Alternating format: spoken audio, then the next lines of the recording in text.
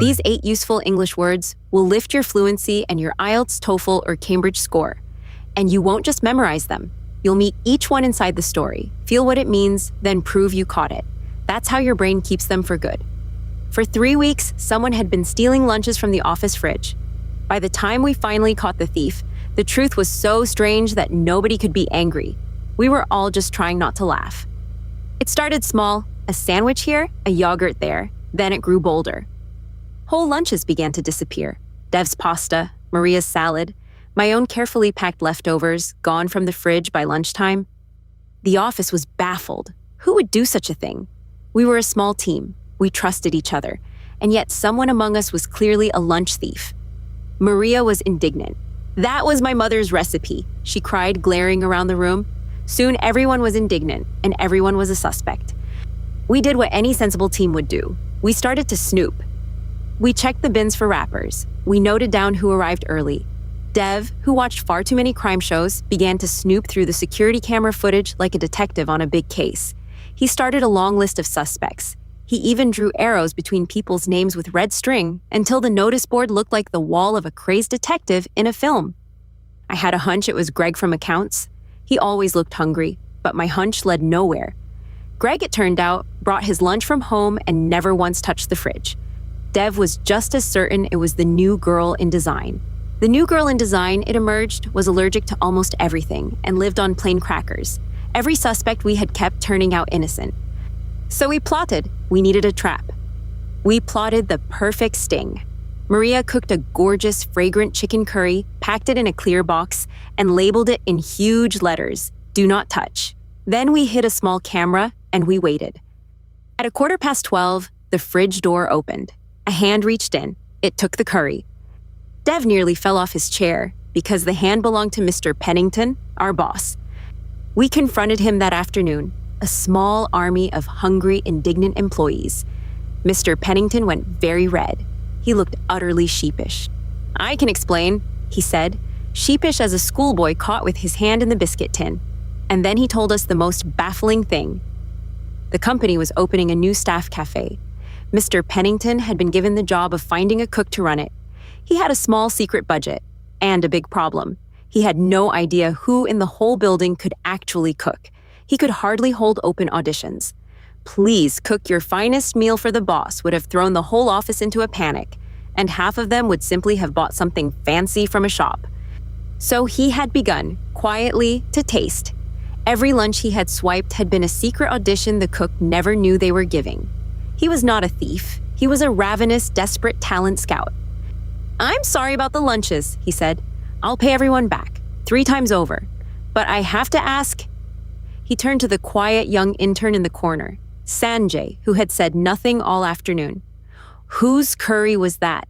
Because I have been ravenously following that curry around this fridge for 2 weeks, and it is the best thing I have ever tasted."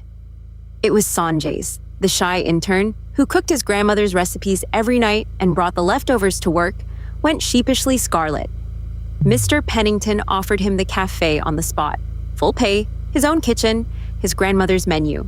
Sanjay, who had spent 6 months too baffled and shy to speak up in any meeting, suddenly had the job of his dreams. We never did get a proper apology for the stolen lunches, but we got a staff cafe with the best curry in the city, at staff prices, cooked by a friend. And whenever it was busy, Mr. Pennington would appear at the counter, slightly sheepish, and order, politely this time, exactly what he used to swipe. And the managers noted, with some surprise, that the whole team worked far better the moment people stopped guarding their lunches like dragons. Now, did you catch all 8? Let's find out. A verb meaning to investigate or look around in a nosy, secret way. It's what a nosy neighbor does, peeking where they shouldn't. The team did this through bins and camera footage to find the thief.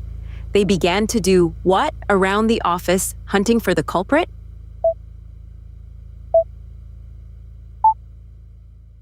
The word is snoop.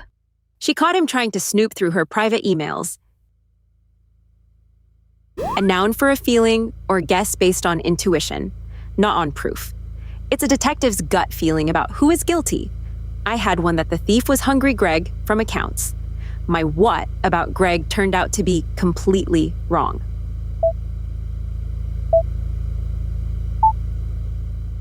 The word is hunch. I had a hunch the bus would be late, and sure enough it was. A verb meaning to steal or grab something quickly. It's snatching a thing fast when no one happens to be looking. Someone kept doing this to the lunches in the office fridge. The mystery thief would do what to a whole lunch by noon?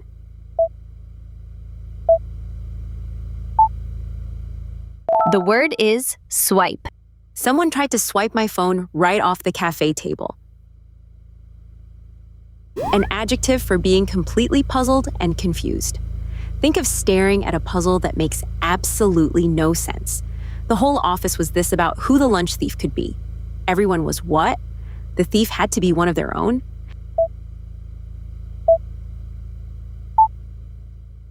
The word is baffled. The scientists were baffled by the strange new signal.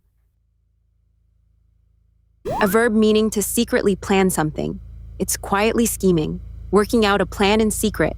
The team did this to set a clever trap for the thief. They began to do what? To plan the perfect sting to catch the culprit.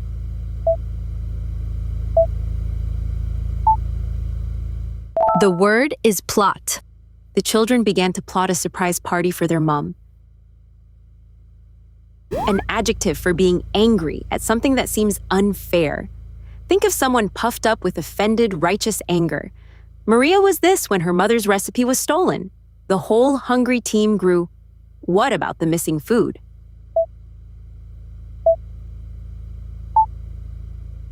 The word is indignant. She was indignant at being blamed for someone else's mistake.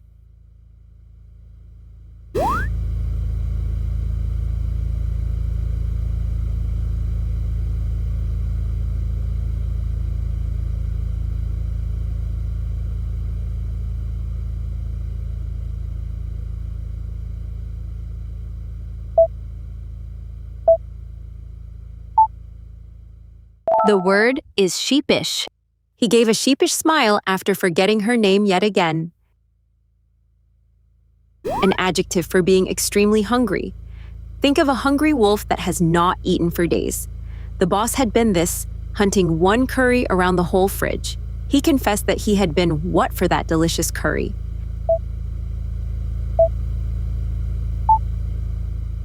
The word is ravenous. After the long mountain hike, the children were absolutely ravenous. Quick recap.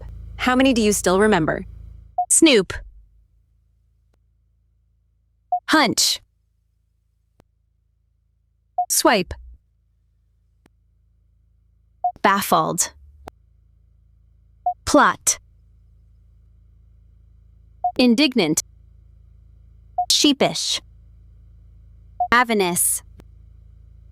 A new English story every day. Subscribe and learn useful words the way your brain actually keeps them. Inside a story you won't forget.